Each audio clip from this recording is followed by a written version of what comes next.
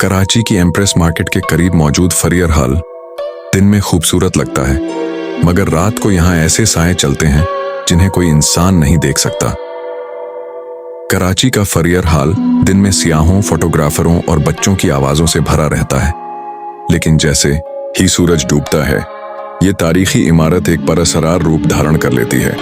लोग कहते हैं कि अंग्रेजों के दौर में जब ये हॉल बनाया गया था तो इसके तहखाने में मजदूरों को जंजीरों से बांध कर रखा गया। कई बेगुनाह वहां मर गए और उनकी रूहें आज भी चैन नहीं ले सकीं। एक रात कुछ नौजवान दोस्त आसिम, हमजा और फैजान ने फैसला किया कि वो फरियर हॉल के अंदर रात को घूमेंगे। ठीक 12 बजते ही वो छुपकर अंदर दाखिल हुए।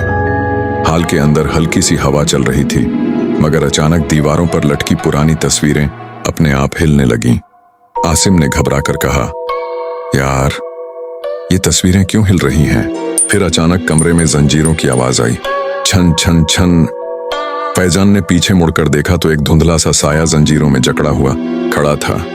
वो धीरे धीरे आगे बढ़ा और भारी आवाज में बोला, हमें क्यों भुला दिया गया? अचानक हॉल की सारी लाइटें बुझ गईं और चारों तरफ सिर्फ सायों की चीखें गूंजने लगीं। नौजवान बाहर भागे, मगर दरवाजा अपने आप बंद हो चुका था। सुबह जब चौकीदार ने हॉल खोला तो अंदर सिर्फ उनका बैग और एक पुरानी जंजीर पड़ी थी। तीनों दोस्त कभी वापस न मिले।